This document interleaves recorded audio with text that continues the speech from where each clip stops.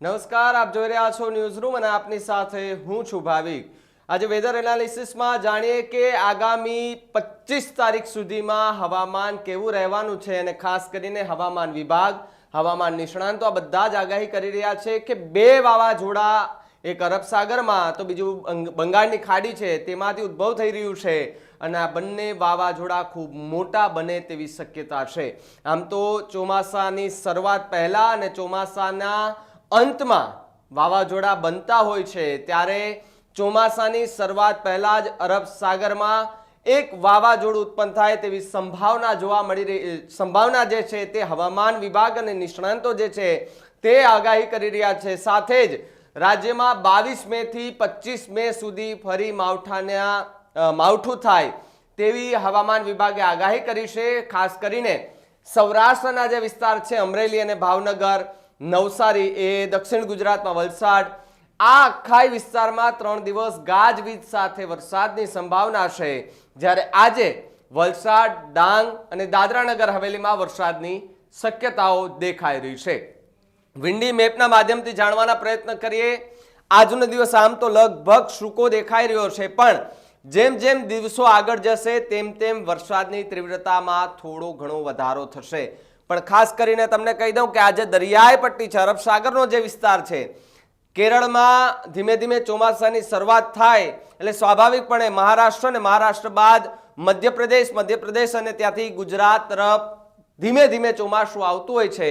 ત્યારે તમે જુઓ કે જેમ જેમ દિવસો આગળ જાય તેમ તેમ આ આખા વિસ્તારની અંદર વરસાદી માહોલ, વીજળીના કડાકા ભડાકા સાથે વરસાદ પડવાની સંભાવના વ્યક્ત કરવામાં આવી છે હવામાન વિભાગ દ્વારા। અને સાથે સાથે આ વિન્ડી મેપ છે અને આ વિન્ડી મેપના માધ્યમથી એ પણ આપણે જાણીએ કે અરબ સાગરમાં કોઈ એવી હલચલ જોવા મળી છે કે કેમ, કારણ કે અત્યાર સુધી આપણે આ રેન જોતા હતા, વરસાદનું મેપ જોતા હતા, પણ હવે આપણે જોઈએ સૌથી મોટી વાત કે ત્યાં ખરેખર વાવાઝોડું થવાનું છે કે કેમ, ડીપ ડિપ્રેશનમાં પરિવર્તિત થશે કે કેમ અને એની અસર કયા કયા વિસ્તારમાં થશે તેને લઈને વાત કરીએ। આપણે જુઓ તમે કે જેમ જેમ દિવસો આગળ જશે તેમ તેમ અરબ સાગરમાં એક આ ચક્રવર્તી વાવાઝોડું જે છે તે દેખાઈ રહ્યું છે। એની અસર તમને કહું ને તો દ્વારકાથી લઈ અને છેટ ભાવનગર અને સાથે જ મુંબઈ, એટલે મુંબઈથી દ્વારકાનો જે વિસ્તાર છે આ વિસ્તારમાં કદાચ ખૂબ મોટી અસર કરી શકે એમ છે। પણ એવી વાત પણ આવી છે, નિષ્ણાંતો પાસેથી જાણવાના પ્રયત્ન કર્યા કે જો આ વાવાઝોડું થાય, પવનની દિશા ન પલટાય તો વાવાઝોડું કયા એવા વિસ્તાર, કઈ બોર્ડર છે કે ત્યાં ટકરાવવાની સંભાવના છે, તો એ વેરાવળથી માંગરોળ સાથે દ્વારકાની આસપાસના વિસ્તાર છે ત્યાં ટકરાવાની, લેન્ડફોલ થવાની સંભાવના પૂરેપૂરી વ્યક્ત કરવામાં આવી રહી છે। તમે જુઓ જેમ જેમ દિવસો આગળ જાય જેમ તેમ વેરાવળથી થોડે આગળ, વેરાવળ, ચોરવાડ, પોરબંદરની નજીકથી આ વાવાઝોડું છે એ બોર્ડરથી થોડું અંદર જાય, ડીપ ડિપ્રેશનમાંથી સીધું અંદર જાય છે, પણ હજી થોડો સમય લાગે એવો છે કારણ કે ચોમાસાને હજુ થોડી વાર છે। એ પહેલાં જ આવા વાવાઝોડા જો ઉત્પન્ન થાય તો એ ચોમાસામાં પણ ખૂબ મોટી અસર કરી શકે એમ છે। તમને બે દ્રશ્યો દેખાતા હશે, એક અહીંયા અને એક અહીંયા દેખાય કે ત્યાં ગુજરાતમાં વાવાઝોડું સાથે બંગાળની ખાડી છે ત્યાં પણ વાવાઝોડું દેખાઈ રહ્યું છે। આ બંને વાવાઝોડું શું સૂચવે છે? ચોમાસું ખૂબ હવે નજીક છે આમ તો, કારણ કે અંદમાન નિકોબારની અંદર વરસાદ, ચોમાસું શરૂ થઈ ગયું છે, ત્યાં પહોંચી ગયું છે।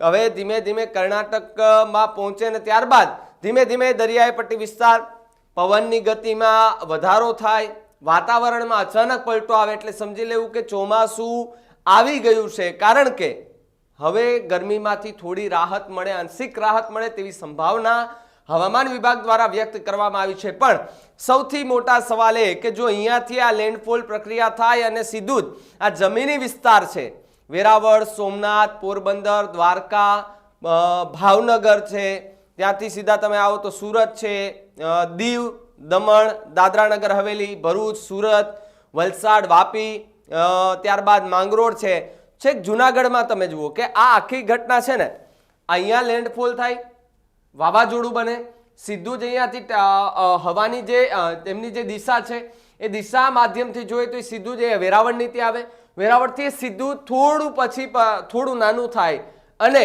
એ જુનાગઢ આસપાસ, એટલે પવનની ગતિ ખૂબ વધારે હશે। ભલે આપણે આ વિન્ડી મેપમાં જોઈએ કે સાવ નાનું તમને આ દ્રશ્ય દેખાય, પણ તમે વિચાર કરો કે આટલું નાનું વાવાઝોડું પણ 100 થી લઈને 120 કિલોમીટર પ્રતિ કલાકની ઝડપે પવન ફૂંકી શકે છે. સ્વાભાવિકપણે જ્યારે બિપોરજોય વાવાઝોડું, તોકતે વાવાઝોડું, આ બધું જ જેણે પોતાની નજરી આંખે જોયું છે ને એને જ ખબર છે કે ખરેખર વાવાઝોડું આવે, લેન્ડફોલ થાય, શહેરની અંદર પ્રવેશ કરે ત્યારે કેવો માહોલ હોય.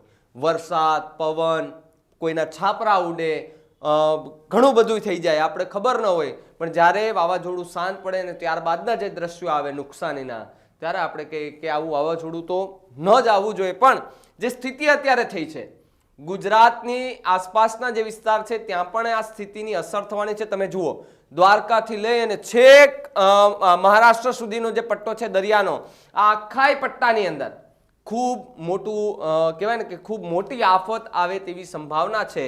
પણ વાતાવરણ અને હવા આ બંને એનું જો તાલમેલ ભેગું થાય, હવા એક દિશામાં જાય અને વાતાવરણ જો થોડું શુષ્ક રહે, થોડો તડકો રહે, તો સ્વાભાવિકપણે વાવાઝોડું છે. આની પહેલા પણ આપણે જોયું હતું કે વિન્ડી મેપમાં કે વાવાઝોડું ઓમાન તરફ ફંટાઈ રહ્યું છે, કારણ કે પવનની દિશા ગુજરાતના દરિયાકાંઠેથી સીધી જ ઓમાન તરફ જઈ રહી છે.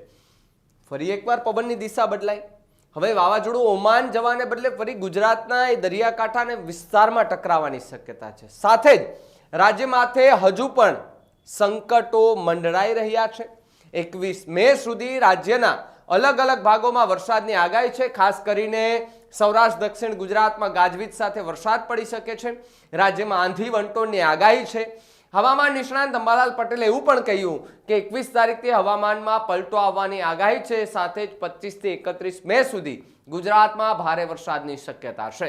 24 મે થી સૂર્ય કૃતિકા નક્ષત્રમાં રહેતા અરબી સમુદ્રમાં વાવાઝોડું બનવાની શક્યતા છે. આ હું નથી કહેતો, પણ હવામાન નિષ્ણાંત અંબાલાલ પટેલ, હવામાન નિષ્ણાંત પરેશ ગોસ્વામી, આ બધા જ લોકો ખૂબ મોટી આગાહી કરી રહ્યા છે અને નક્ષત્રની પણ વાત કરી રહ્યા છે કે કૃતિકા નક્ષત્રમાં રહેતા અરબી સમુદ્રમાં વાવાઝોડું બનવાની સંભાવના પૂરેપૂરી જોવા મળી રહી છે. સાથે જ હવામાન નિષ્ણાંત અંબાલાલ પટેલે એવું પણ જણાવ્યું કે વાતાવરણમાં મોટો પલટો આવવાને કારણે લોકોને ગરમીમાંથી રાહત મળશે. 21 મે થી હવામાનમાં મોટો પલટો આવશે, જેને કારણે ગુજરાતનું વાતાવરણ ડમડોળ થઈ જશે. જેને કહ્યું કે રાજ્યના કેટલાક ભાગોમાં આંધી વંટોળ આવવાની શક્યતા છે. અને પહેલા પણ જે આગાહી કરવામાં આવી હતી કે 60 થી 70 કિલોમીટર પ્રતિ કલાકની ઝડપે પવન ફૂંકાશે. સ્વાભાવિકપણે ત્યારે જે દ્રશ્યો આવ્યા, અમદાવાદ, વડોદરા, સુરત, વાપી, વલસાડ, સૌરાષ્ટ્રના અલગ અલગ વિસ્તારોમાં કે ત્યાં પવન ફૂંકાયો, વરસાદ આવ્યો. અમુક જગ્યાએ તો જે નહેર હોય છે ત્યાં પાણી ભરાયા હતા, ગ્રામ્ય વિસ્તારોમાં પાણી ભરાયા, ખેતરોમાં પાણી ભરાયા હતા. આ માવઠું કેવું કે આને ચોમાસું કેવું કશું જ નથી ખબર પડતી. પણ આંધી વંટોળની આગાહી આપવામાં આવી છે. સાથે જ હાલમાં પણ આંધી વંટોળની શક્યતા છે. સાથે 24 મે થી સૂર્ય કૃતિકા નક્ષત્રમાં રહેતા અરબી સમુદ્રમાં વાવાઝોડું બનવાની શક્યતા છે. જોકે હજુ સુધી હવામાન વિભાગે કોઈ એવી મોટી જાહેરાત નથી કરી, સાથે સાથે કોઈ એવું નામ હજુ સુધી નથી આપવામાં આવ્યું. પણ 28 મે થી 31 મે વચ્ચે ગ્રહોના ફેરફારના યોગો હોવાથી 25 થી 31 મે સુધી ગુજરાતમાં ભારે વરસાદની શક્યતા છે. સાથે સાથે હવામાન નિષ્ણાંતો એવું પણ કહી રહ્યા છે કે મુંબઈ અને ગોવા વચ્ચે ચક્રવાતી બને તેવી શક્યતા છે. સ્વાભાવિકપણે આપણે જોયું, થોડો મેપને ઝૂમ આઉટ કરી અને આ 2 દિવસ પાછળ જવાના પ્રયત્ન કરી અને જોઈએ, કારણ કે જે નિષ્ણાંતો એવું કહી રહ્યા છે કે મુંબઈ અને ગોવા વચ્ચે ચક્રવાતી બને તેવી શક્યતા છે.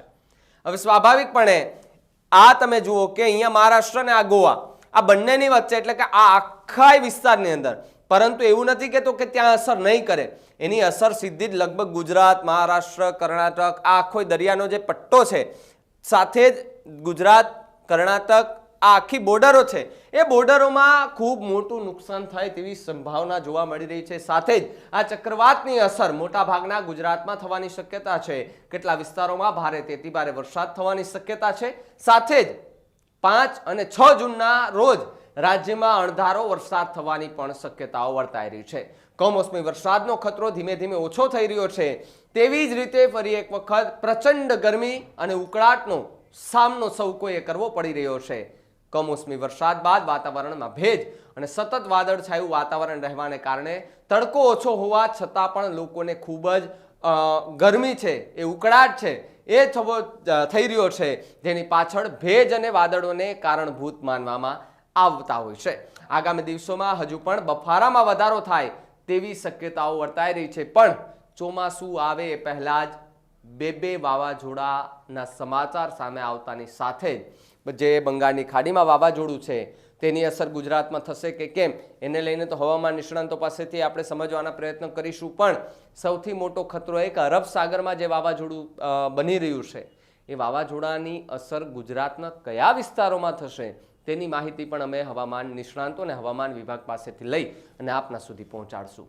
તો તમારા વિસ્તારમાં કેવું અત્યારે વાતાવરણ છે નીચે કમેન્ટ બોક્સમાં ખાસ કરીને જણાવી દેજો. જોતા રહેજો ન્યૂઝ રૂમ. નમસ્કાર.